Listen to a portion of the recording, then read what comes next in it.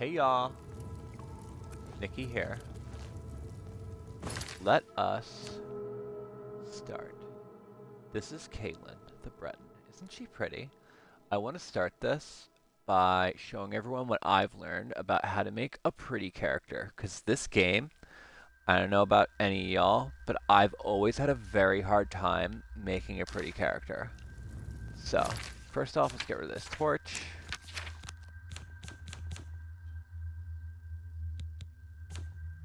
Let's go to, yes, torch should be right there. Because I think it may be, let's see how much light we have here. Edit identity. Obviously we're Breton. I made her from High Rock. I thought it was just cool, you know. High Rock's a cool place. I always make them all the way young and then do whatever complexion you want. Doesn't matter. Now, here's where we get to the good stuff. When it comes to the brow, you don't want to actually increase the ridge that much as you would think. I actually keep it a little negative. It's the lower parts that I really change a lot. You want the inner ridge really up and the outer ridge really down. And you know, it sounds counterintuitive, but look at her brows. They're perfect. I wish my brows could be that. You know, that nice. Alright, let's keep moving.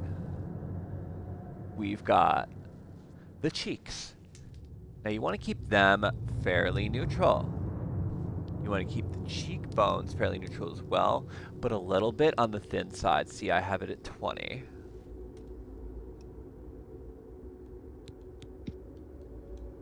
Now we go to the chin. Real neutral, we're keeping everything. However, a little bit on the wide side. It actually shapes their face, give it a nice shape. Nice little, you know, a more feminine shape when you just keep everything neutral with a slightly wide chin. Then you've got the eyes. We want to get them a little down, definitely a little bigger, and tilting inwards. That's going to create a nice look, especially for your eyeshadow. And we're going to put them a little apart because the eyes are notoriously a little bit too together in this game, in my opinion. So I always try to, you know, change that a little bit. The brow to nose to chin ratio, that's an important one. You want to keep that fairly low. It's going to create a more feminine face. And you're going to want the face to be a little bit on the thinner side. We're going to have a smaller side forehead. Obviously, we want it to be short. We don't want a really tall forehead. And when it comes to forward or backward, you don't really want it to be either way. So let's keep it neutral there.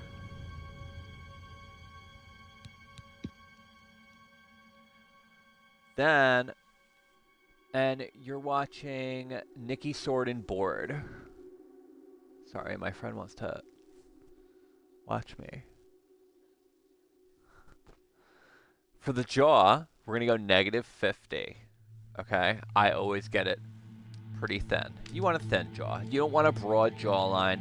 This kind of game tends to be male-focused, especially when Oblivion was made. Even most of the armors barely had female textures, which, thank God, they've updated. There's still plenty of armor that looks boyish, but I mean, in general, sometimes they just make armor for utility, not to be pretty, and that's, you know, it ends up looking boyish and blocky. You know, it's realistic in that way. So, thin jawline, do what works with you, not what works against you. If you think about makeup and stuff like that, you know, what your goals would be, using those concepts to make a pretty character, it's going to help you a lot. If you don't do makeup, you know, if you struggle with this, just copy what I do here, and you'll have a pretty humanoid character. I can't speak for elves, you know, I struggle with that. I don't even try with that. I just stick with the humans, so I'm going to try and make them pretty. Okay. Inflated lips, you know. Listen, if you think it's unrealistic, I think You don't think about if magic had existed back in the day. I don't know, if I were a mage back in the day, I'd at least use a little magic to make myself look pretty, and maybe that means a little magical lip injections. And a magical nose job, because look at that cute little perfect button nose. Yeah, if I was a mage, I'd make myself so pretty. But, you know, at least we can do it in a video game.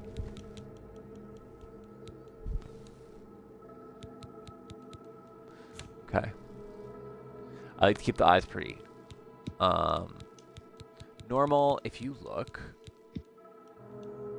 that's some creepy ass shit. She ain't pretty no more, in my opinion. If you like that kind of look, that's fine. But although if I was gonna play, you know, a vampire type build, oh my god, look at those eyes. Wow, that looks so badass. I think I should switch to that. Wow, look at those eyes. She looks so fierce. Wow, yeah. And you know what? Once you see the class that I picked, I think it's very fitting. She's almost a creature of the night herself. Definitely giving me assassin vibes. Even though I was trying to play a mage, but oh my god, mage assassin type, sneaking. She'll be able to turn invisible eventually. Oh my god, wait till you see the class and stuff, and like, this is a unique build here. Okay.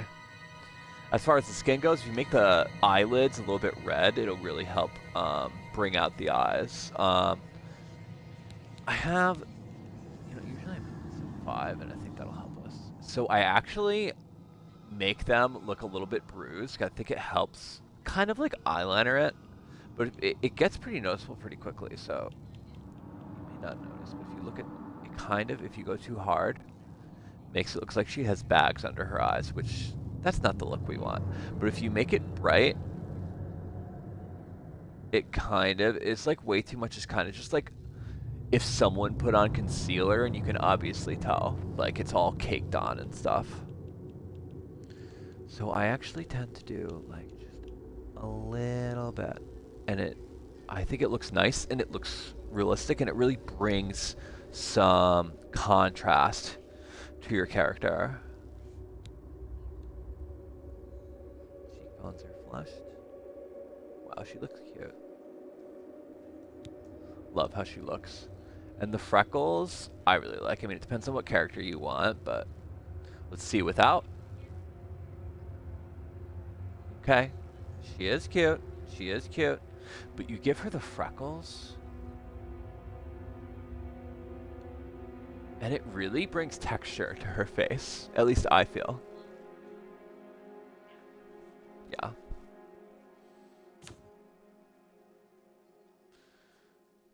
All right. I don't know. You want to check? Have my friend check to make sure that you guys can hear me. Oh, that would suck if you guys couldn't hear me. All right. Well, as far as the hair goes, I've really liked this orange, and putting a gradient contrast in there. Oh my god, it looks so cute. I don't even want to touch it. I don't want to touch it. It's perfect. But you can do like whatever you want with the hair, obviously. This is the only hairstyle I like, and this is a point that I want to make about making a pretty character. Very important. Go with a hairstyle that's feminizing. If you don't know what a feminizing hairstyle is, look it up.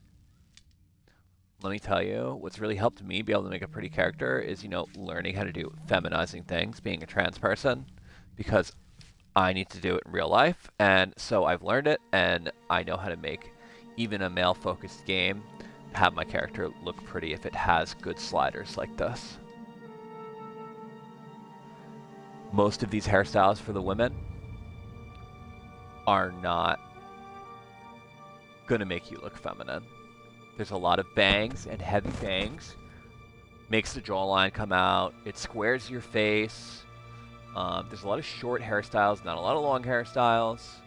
And again, that adds realism because back in the day, nobody could take care of their hair, so it could be that long, you know, unless you were like a princess. And you're out adventuring and stuff like that, so. I mean, I think this pixie cut, you know, is probably more common in a time like this than any sort of long, huge braided, you know, they'd be dreadlocks. TBH. They ain't showering every day out in the wilds, you know, or even in the cities where, by the way, it'd probably add immersion if they had added sewers in this game, because where is all their crap going? Also, unlike Skyrim, there's no children in this game, which I'm like, you know, where are the kids?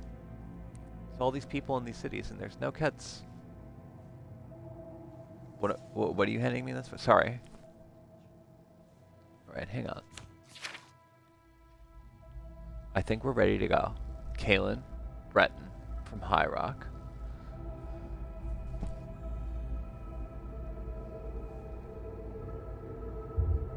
We're going to continue. I couldn't resist with these eyes. Wow, she looks cool. We got one more choice though, you know. Do we want to do this or not? I'm going to wait. I got my friend trying to look up my stream. She's going to tell me whether she likes the eyes or not. This is a big decision, guys. We can't change this after. I think I might need more natural eyes. Here, I'll look it up for you. Okay. Wow. Okay, let me know if you can hear me. Testing, testing. Can you hear me, Ashley?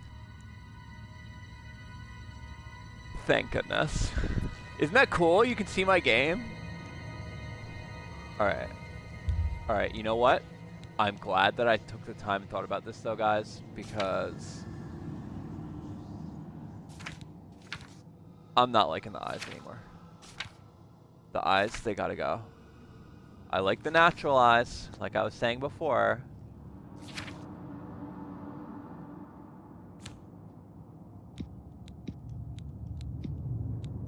Not even those. This. Oh, thank God.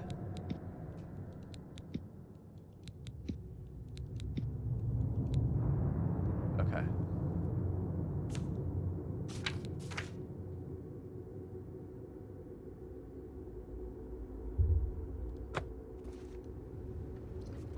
Alright, that's so much more realistic. Alright, let's take a look at this. So what do you think I picked? I am the Atronach. That's going to make for an interesting build, especially because my character is a mage. The Atronach can't regenerate Magicka. They depend entirely on absorbing spells from enemies to get Magicka, or using potions. But I'm a magic class, and I called it the Void Atronach, which I think is really cool. So specialization is magic, intelligence, and agility. So we're like a sneaky mage. An alchemist. We got alteration, we got conjuration, we got illusion, and that's what I'm excited about. Illusion and marksman. That's an interesting class. That's not something that's played too much in Oblivion. A lot in Skyrim. But you know, I think it's going to be really cool because I'm shooting the bow and I have spells. Illusion spells. Oh my God. It's just like not your average sword and board, and it's not your average mage.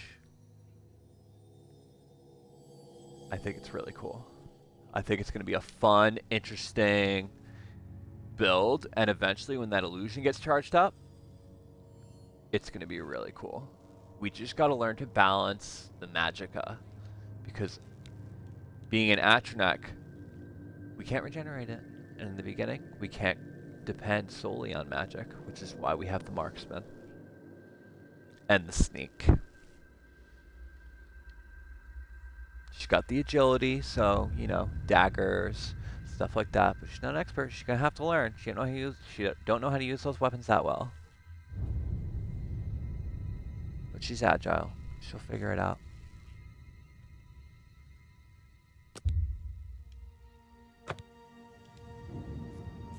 Okay. So, this game begins. We're going to pretend it's not a vanilla game, okay? We leave the sewers, and we're responding to a letter. We've come to Cyrodiil from High Rock because we received a letter that we inherited. A place called Frostcrag Spire. North. It's by Bruma. And God's be it. Here it is. You can see it even from far off, even from the beginning of the game. This is our classic entrance into Oblivion. I remember, even before it was remastered, just being awestruck when I first saw this in the game. Definitely a throwback, and it's so beautiful now, and that's what I love about this game.